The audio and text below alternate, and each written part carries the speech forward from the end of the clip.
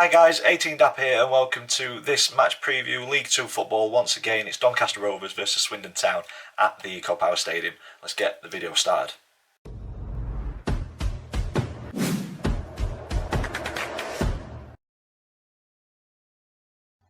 So guys, welcome to this match preview, Doncaster Rovers versus Swindon Town in League 2 tomorrow. If you're an existing subscriber, thank you so much for supporting the channel and continuing to do so. If this video has brought you to the channel, welcome. Please consider clicking subscribe so you don't miss any future content. There will be a match day vlog for this fixture coming up on the channel tomorrow, so make sure you subscribe so you don't miss any future content. If you are new to the channel, this is a format that will go through match previews, look at previous meetings between the two clubs, current form across all competitions. I choose a Doncaster Rovers player to say a few words about, and then I also give my opinion on Swindon's one to watch from a Donny perspective. But as I always say, you know your club much better than what I do, so if there's somebody else that we should be keeping our eye out for in tomorrow's fixture, get them in the comments down below. And then we've got the predicted team lineup thanks to FanHub. There's an update on the Families Predictions League table, and then the all-important score prediction at the very end. So without further ado, let's get into previous meetings. Rovers and Swindon only faced off a total of 28 times in our history, but it's better reading for the Rovers than Swindon fans. With Donny coming out on top on 12 occasions, we've shared the spoils on 10, and we've only been beaten in 6. So hopefully that pattern continues into tomorrow's fixture because we are desperate for our first league win of the campaign. Drilling down into our more recent 5 fixtures, we have to go back to 2016 in League 1, and that was a 2-0 away defeat, and then we jumped to 2020-2021 in League 1 as well, and Rovers had Swindon's number in that one with 2 2-1 victories home and away. And then last season in League 2, we kind of traded blows with a 1-0 home defeat for the Rovers and then a 2-0 victory at Swindon. So yeah, looking at that, our last 5, Rovers have got 3 wins, 2 defeats. Hopefully we can make it 4 wins tomorrow. Like I say, very desperate for our first league win of the campaign. But yeah, historically, it's edging towards us. Fingers crossed that that continues. Current form though does tell a different story. Rovers without a win in 5. We've got a defeat, a draw, and then coming into this one on the back of 3 straight defeats. Swindon, on the other hand, little inconsistent, draw, win, draw, a defeat on penalties, and then a win the last time out. I'd much rather have Swindon's inconsistent form than ours, though. Yeah, we need points on the board. What we'll say about Donny, though, on Wednesday, huge effort put in by every single player against a strong Everton team in the Carabao Cup, and I'm just hoping that the effort put in for the 90 minutes isn't going to impact this game with Swindon. Obviously they've had more recovery time. Their last game was last weekend. We've only had a couple of days, and every man out on the pitch was dead on the feet come the 90th minute. They put absolutely everything out on the pitch, which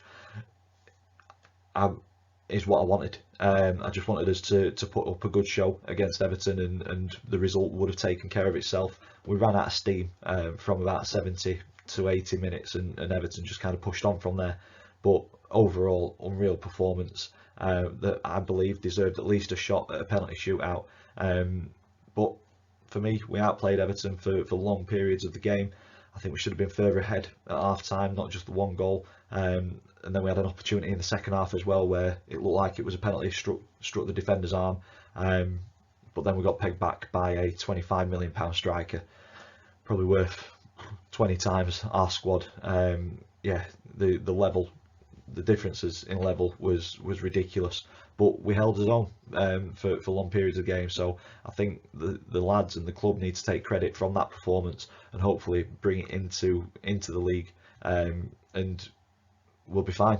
If we perform like that in League 2, I have no concerns about our current league position. We're propping the EFL up at the minute, but I'm so proud of the club after Wednesday's performance, both on and off the field. So yeah, hopefully we can kind of bottle that and take it into this game against Swindon. But it's going to be a tough ask because, like I say, every single lad seemed dead on the feet come the final whistle. So hopefully the recovery has been good over the last couple of days, and they're fit and ready to go tomorrow. Swindon, on the other hand, sit just outside of the playoffs, coming into this one with the game in hand after their opener for the season was postponed at Colchester. They're coming into this with great confidence, or they've got to be sure that it handed Crawley an absolute hammering 6-0 last Saturday. I think for me though, early indications are that Swindon could struggle holding on to leads. They've been pegged back from 2-0 up at home to Crewe earlier this season, and then the 5-5 absolute crazy enthralling game at Wrexham. Swindon were 5-3 up going into added time in that one, so maybe that's something that we can look to exploit. If they do go 1 or 2-0 up, that complacency may creep in and chances are there for us to take. They're yet to lose though, Swindon. Doncaster yet to win, so it's only going one way tomorrow, isn't it? And it's got to be a home win, surely. That's how football works, isn't it? But no, it's going to be a very tough game. Obviously Swindon will be looking to break into that playoff spot as soon as possible and stay there, and they're going the right way about it at the minute. On to player profile. So for this one, I've gone with Joe Ironside, 29 years old, centre forward. A big signing this summer for the Rovers, and it gives us a true focal point up front.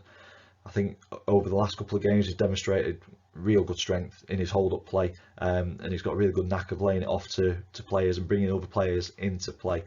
For me though, he just needs a little bit more support in and around him at points in the game. It just seems a little bit isolated, and I think if it's played into him, it's gonna stick to him. He's gonna be able to lay it off. He just needs that support. He needs players a bit closer to him. With his size as well, his stature, he's always a threat from set pieces, and as he showed against Everton, a great header. Yes, he was offside, but I really don't care. That's why we don't want VAR down in League 2 or League 1. But yeah, a fantastic header. I think he deserved his goal after all the hard work that he put in through the first half, and I think he's a really good addition to the squad, and it could be really important in our push up the table when it does finally come, and I believe it will come. On to the one to watch for Swindon. Obviously Charlie Austin is one of the first names that will come off many people's lips, but for me it's got to be Jake Young, on loan from Bradford, only 22 years old, centre forward, and he's got quite a bit of experience at this level with Forest Green. Obviously on loan from Bradford. I think he was at Barrow last year, and then now this season at Swindon he's having a very good season. 96 appearances, 23 goals and 5 assists across his career, but 7 of those goals and 3 of those assists have come at the start of this season. So yeah, he's definitely in form coming into this one. So I think obviously you've got to keep an eye on Charlie Austin, but by keeping an eye on Charlie Austin, I think it's giving Jake Young a lot of freedom, and he's exploiting that. So we need to be on our best game defensively. We've not kept a clean sheet this season yet, so I don't foresee us keeping a clean sheet in this one.